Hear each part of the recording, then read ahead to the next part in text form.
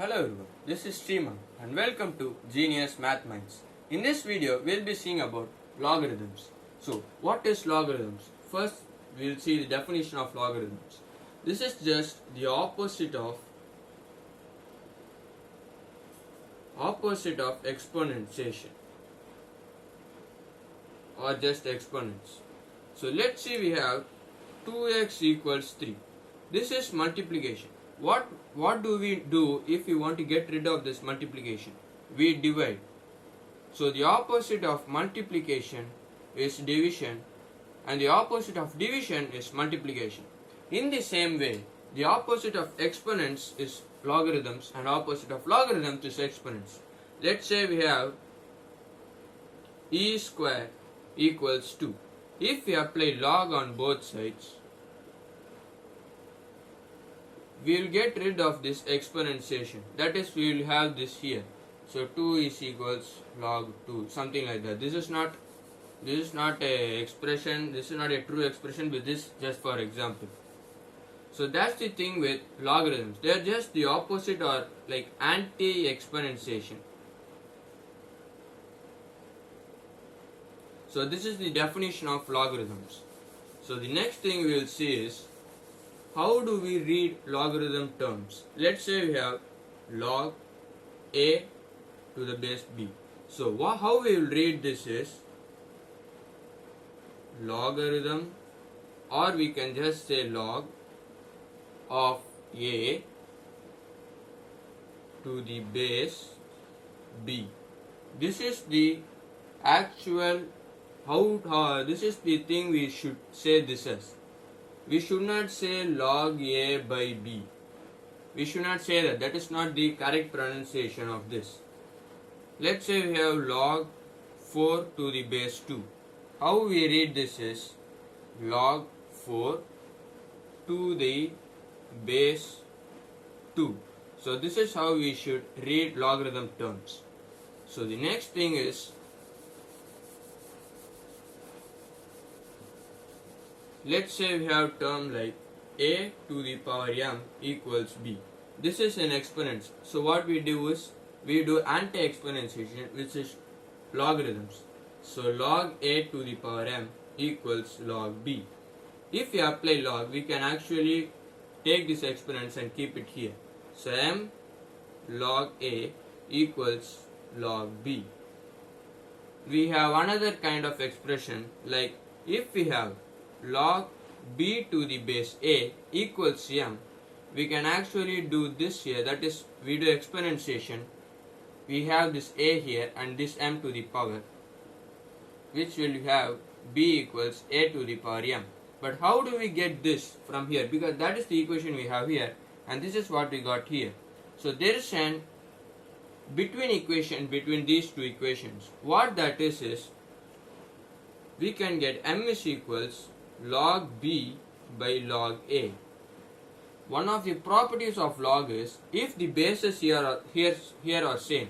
Let's say the base here are e and e. So if the bases are same, we can actually write this as log b to the base a. So this is the intermediate step between here and here. So we have a power m equals b. We take logarithms on both sides. Take logarithm on both sides. Take this m behind this. So m log a equals log b. We take this log a to the other side.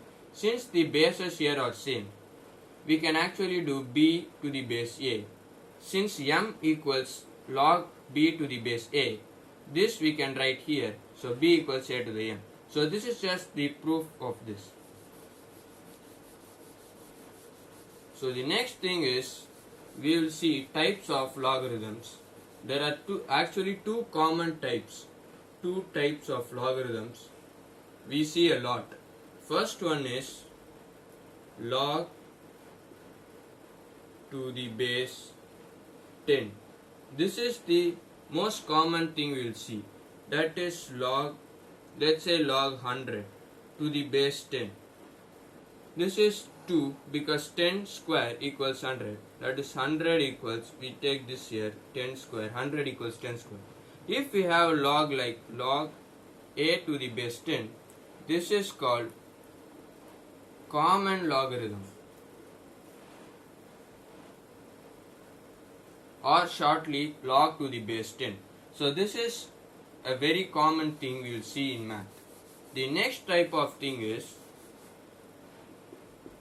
log to the base e, that is for exponentiation. So this thing we will actually write as ln. This is called natural logarithm.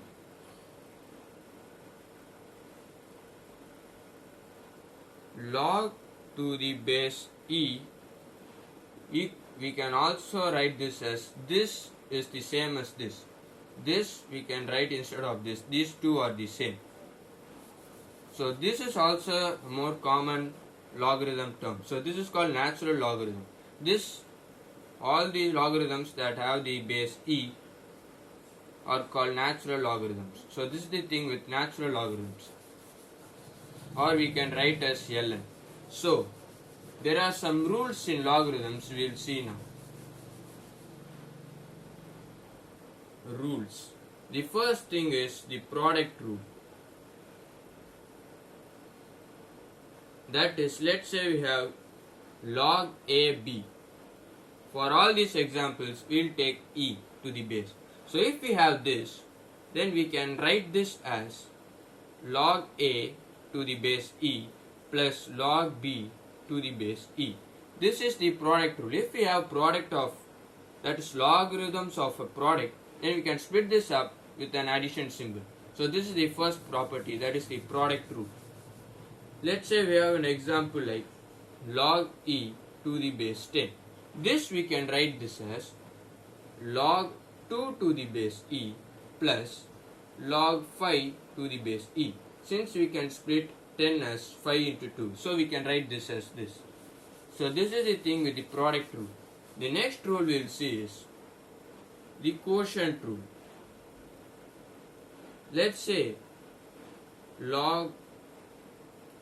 have example like log 20 by 4. This we can, or let's say we have log of 1 by 2. This we can write as log 1 to the base e minus log 2 to the base e. This is the same as this. So let's say we have the common, that is log a by b to the base e equals log a to the base e minus log b to the base e. This is how we will write the quotient rule. That is, when we have a logarithm of a quotient, that is a fraction, we can write this as this between a minus. So that is the thing with quotient rule. The next thing is the chain rule. Let's say we have log b to the base a times log a to the base b. If we have a product of these two, we will have the answer as 1, because here the term here and the base here are the reciprocals of this. So we can write this as here. The thing why we can write this is, if we have log b to the base a, we can write this as we have seen earlier, with a common base, we can write this, as here. So if we have the same pattern here, we can write this as log b divided by log a times log a divided by log b. We can have the same base. Let's say we have e for the base. So we can just cancel this and we will have 1. So this is the thing with this. The last thing we will see now is, let's say we have log a to the base b. This we can write as 1 by log b to the base a. This also will be very helpful in solving situations like when we have log 4 to the base x. We cannot do anything with this, but if we write this like this, we will have log x to the base 4. This will be helpful in finding the values of x. But if we have this expression with like this, then we can't proceed with this. So this will be very helpful for finding x values or finding unknown values. And that's it with logarithms. Thank you.